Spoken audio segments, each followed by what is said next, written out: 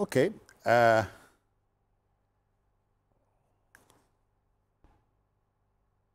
Let's look at another issue. You know, there appears to be apprehension and alarm, if you ask me, as farmers lament the drop in the prices of major staple foods, including maize, millet, and rice. The fear is that a continued drop in prices could discourage many from remaining in farming. The federal government has moved to reduce inflation, all right, even as the National Bureau of Statistics, NBS, has recorded a marginal drop in food inflation in December 2024. Again, an expert has touched on the aging farming population, which is certainly going to affect food production. BKO. Yes, man is by nature selfish. Food prices are going down. Some farmers are not happy. They believe that they should earn a lot more. But the truth is, there is a bumper harvest in many states of the north as a result of improved security. And apart from that, many people now are dealing directly with crop farmers instead of allowing middlemen to dictate the prices of crops. So, coming during the season of harvest, we've seen that prices are going up. In fact, the business day survey that I monitored shows that brown beans price fell from 120,000 last year to 90,000 now. Groundnut, a bag that's per bag. Yes, a bag of groundnut dropped from 210,000 last year to 130,000 currently. A bag of millet was 80,000 2 months ago, but it's now being sold at 60,000. Soya beans a month ago was being sold at 40,000 naira, but is now 32,000 naira.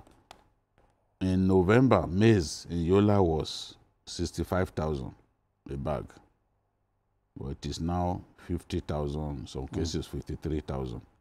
So the farmers are talking about improved security, support from state governors, and the fact that those who hoarded grains are now being forced to bring them out because they can see the trend that prices are really going down. So the grains that they had hoarded, they are pushing them into the market now so that their losses can be minimal. So that has really helped to lower prices of commodities like onions, pepper, maize, rice, yam, Irish potato, beans, cassava, beniseed, millet, and even carrots. So I think that this is good news because I've seen so many newspapers reporting drop in food prices, especially in northern Nigeria. It's not business day alone. Even Daily Trust, I saw a good number of them have done some surveys which show that indeed these prices are coming down. And talking about the matter of the aging farming population, it's a big problem. But I believe that state governments need to do a lot more to entice and encourage young people to take to farm because there is a lot of money in farming now. I was sharing my experience with farmers that I spoke with when I visited their farms in the north. There's a story that I'm doing now about tomato farmers, women who are tomato farmers. Some of them are millionaires. 60% of the tomato farmers in the Maraban Jos area of Kaduna, they are women, and they are buying houses. They are sending their children to very good school. Illiterate women, you hear me talk to them. So, if there's any time for people to move into farming, it is now. Cocoa farmers too, in the southwest, they are reaping bountifully. They are buying jeeps, 70 million vehicles, which was not the case before. Okay. All right. Just to inform the viewer, Minister of Works, Dave Umahi, is having a workshop, on the Lagos Calabar Highway project. So, the stakeholder engagement. A stakeholder engagement. Journalist Hangout will continue on our other platforms even as we take that. So you can see the live picture on your screen. Okay. So the engagement is going on between the minister and stakeholders regarding that expressway. We are pressed. But then, Mayor,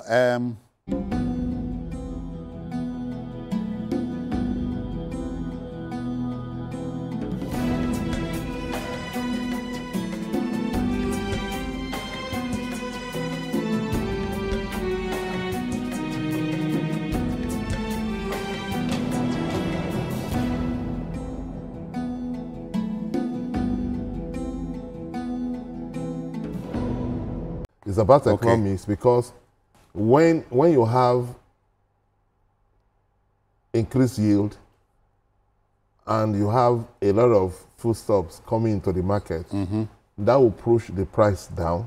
okay. When the price goes down, the farmers will not be happy because it will be decrease in their income.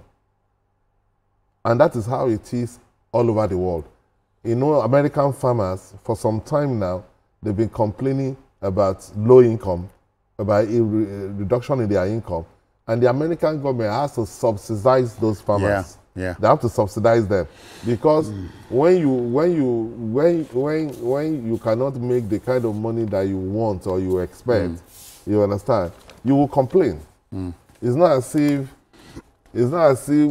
they don't have any choice. They have to complain, but they can't do anything about that because there's been increase in production, increase in yield based on a lot of factors, improved security, support from various governments and all that. I'm more interested in making farming as a vocation becoming attractive to the younger folk. Yes, that, like he said, I've also worked, there was a time on this program that BK shared with us some farmers that he spoke with. And he introduced one guy that was into, I think, maize or something, and was making a lot of money. Oh yeah.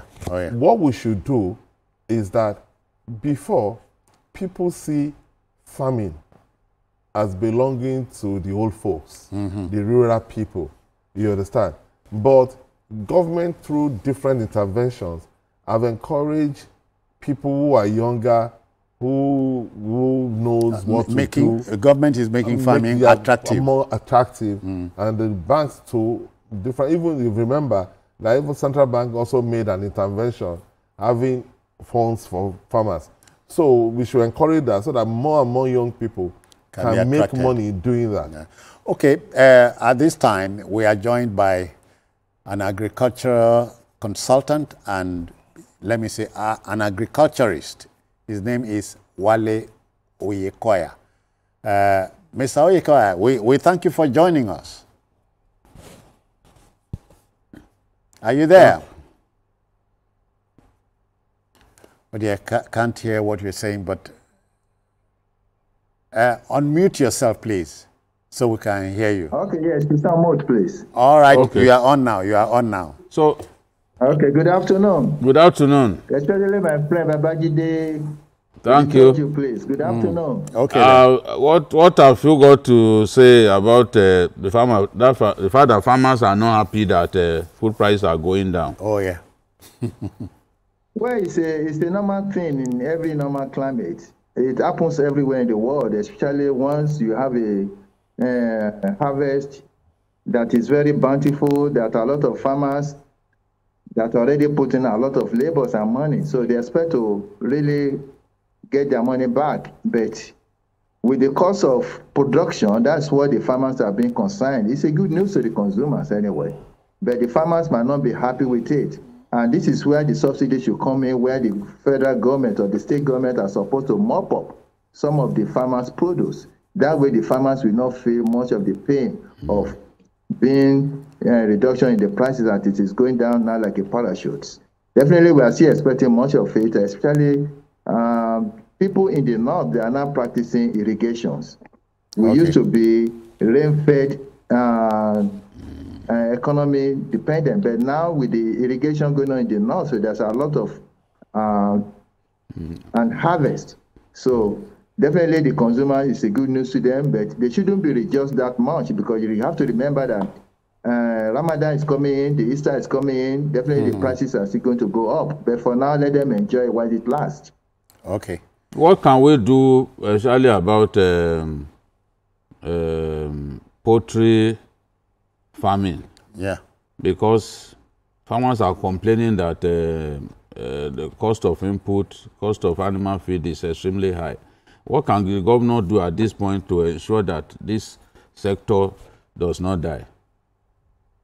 Yeah, definitely. Most of the farmers in the poultry sectors are really complaining a whole lot because of the high cost of the materials like the maize and soya. But I'm glad that the prices are really coming down. I hope it could be sustainable, because you know, Nigerian market today, the price is down, tomorrow it'll be up again, and everything still depends on the exchange rate. Because you have to understand that most of this soya and maize are still being imported from the neighboring country. So if the exchange rate is really keep to the lower level that's going on, then it's a good news to the consumers.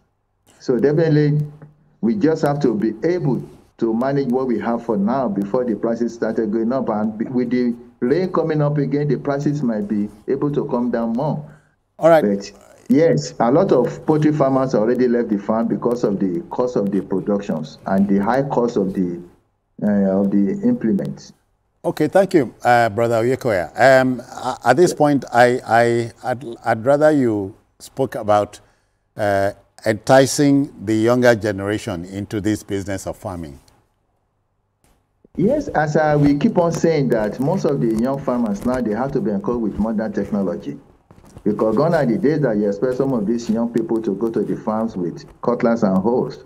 Even the aged people, the old people that are in the farming, they are even fed up with it. That why should they be going to the farm around this age with cutlasses and hoes? And with the population we have in the country now, over 200 million, definitely this is the best time to go into mechanized farming. And when we talk of mechanized farming, some of this modern equipment that is needed, either the weeders or the planters or the harvesters, that doesn't really cost much. Why do we have all these technology schools that we cannot even empower them to do more, to really do much of this little equipment that is needed by the farmers? That way, once all these are there, definitely the youth will be embrace the farming.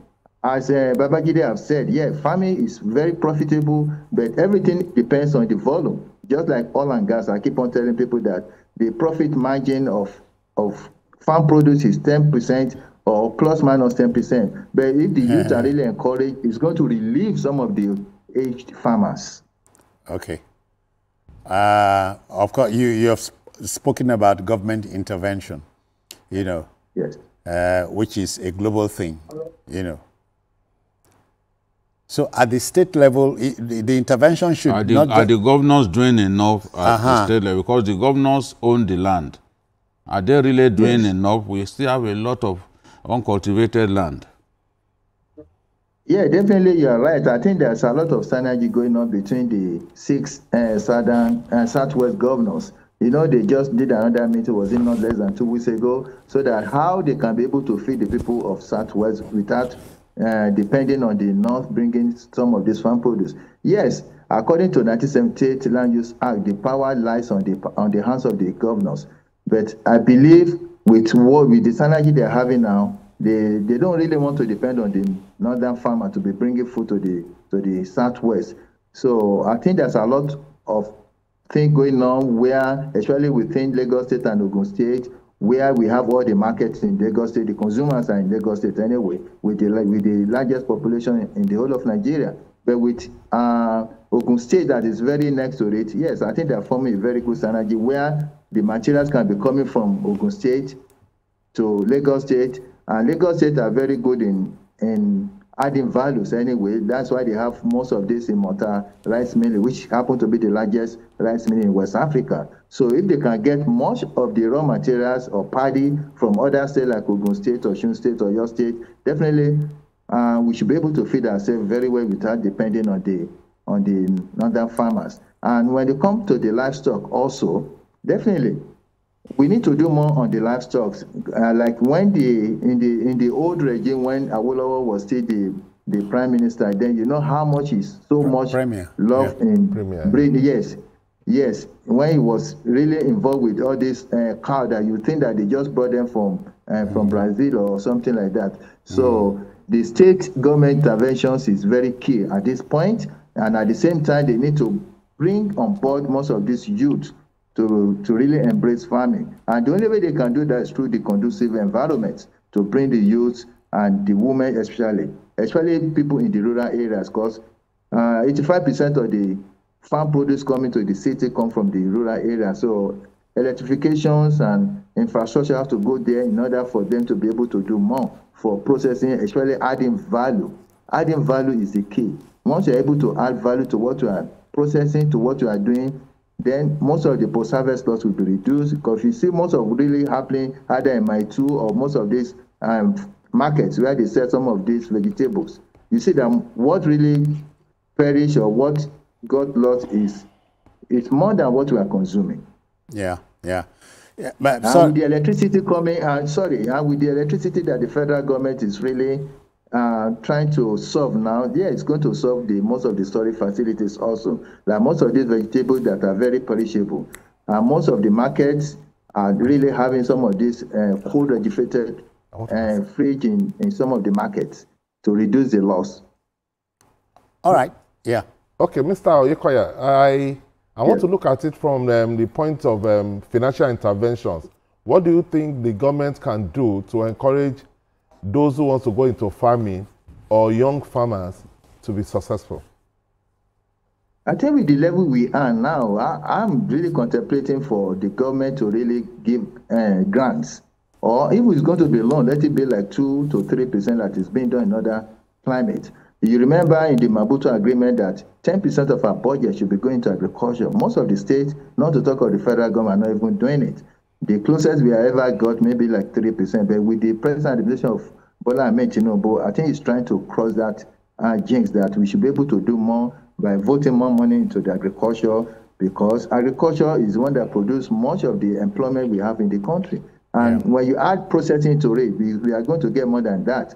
And with what the federal government is doing, to be honestly, we are getting improvement from the present administration in terms of facilities given to the farmers and incentives and most of the input that is given to the farmer, like the fertilizers and all of that stuff. Of course, we never got it this better for getting the fertilizers and to be given to farmers. The state and the federal government are really doing it. So they need to really do more of it. And I keep on saying that our research and development need to be improved, because if you look at most of the seed that we are planting today, most of them are imported either from China, from India, or from anywhere. Why can't we develop our own seed that can go with our own climate and in our own tropical areas here, instead of depending on the foreign seed? This way, everybody can go into farming, especially in terms of the family farming. I keep on talking about family farming because if everybody is able to plant something in their backyard, the food shortage we are having today is going to be reduced and food security is going to be improved. Because by the time you are able to feed your own nuclear family, you can't eat everything. You take the rest to the market, which is what they call flea market, maybe on weekends, especially the civil servants. Encourage them to do more about farming in their backyard. Okay. And that way, you have to be able to showcase what you are doing in the ministry to the people outside. You have to lead by example. Yeah. Mr. Oyekoya, let's talk about livestock farming. Yes. The president appears to be very much interested in this. And there are many people who believe that Nigeria can actually reap bountifully, just like Botswana, from livestock farming. What have we not been doing right? And what do we need to do now to make sure that we tap the potential that is in that sector? What we have been doing wrong, that I believe that our population is deceiving us, which is supposed to be an advantage for us. If you look at China today, the population is a plus for them because that is manpower.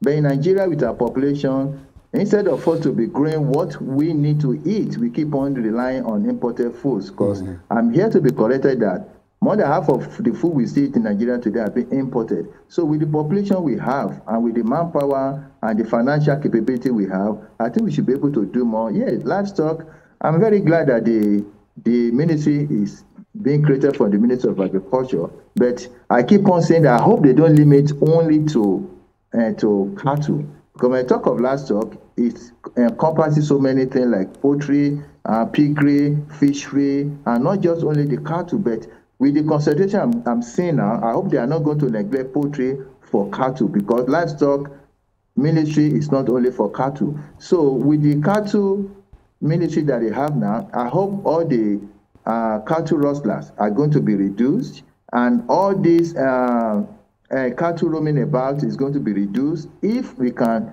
really practice ranching. Because ranching is the only way out. Because most of the places that we are taking most of our cattle on the route now, some of them we are having clashes between the farmers and the herders. So with the herders, now they are being concentrated in a place. If it is going to be part of the system that the livestock department or livestock ministry are going to have, it's going to reduce the ongoing fighting between the farmers and the herders. So to me, I believe it's the right thing, but not just rearing cattle. What about adding value? Because if you know how much we are losing from the hides and skin from cattle, but most of the boxes, most of the shoes, most of everything that are being imported to the Nigeria is through our hide and seek that they are taken to other countries. So if it can be adding value, and at the same time, as I said, storage facility is very important. And without the electricity, you cannot store most of these cows that we are slaughtering. Like in Lagos State, I keep on talking about Lagos State because that is where the population is. They kill more than 10,000 cows every day. This is what I know. So with 10,000 alone coming from Lagos, and if it's just half of that can be raised within the Southwest, our GDP will tremendously go up. And we'll be able to feed ourselves and at the same time create employment to our youths. All right. Mr. Oyikoya, thank you very kindly for your time. Thank you. Thank you, sir. You're welcome. Okay. Thank you so much. Yeah. Mayor, as we take this home now, I think, and BKO, it's a crying shame that we are reportedly importing finished palm oil, in a 21st century Nigeria. Yeah, it has to do with misplaced priorities. Our government over the years have neglected agriculture. Yeah. And we now turn it to something for rural folks. But things are getting better. Things are getting better. We used to, before the discovery of oil, we used to be huge. Crude oil. Yes, before crude oil, most of our process was from agriculture. Yeah. The sources, the runaway sources that the Western region had at that time was based on cocoa farming. That cocoa house could have been built then. Yes, in the 60s. The first skyscraper in the whole of Africa. Oh, yeah. The stadium was the first stadium in the whole of Africa. The TV station WMBS was the first. Even as at that time, some parts of Europe do not even have television. Oh, yeah. Oh, yeah. And everything was from taxation and cocoa farming. Yeah. And processed from cocoa business. It can be done. So then in the north, you remember the pyramids and all that. Yeah. The palm oil, we used to be very, very big in palm oil farming.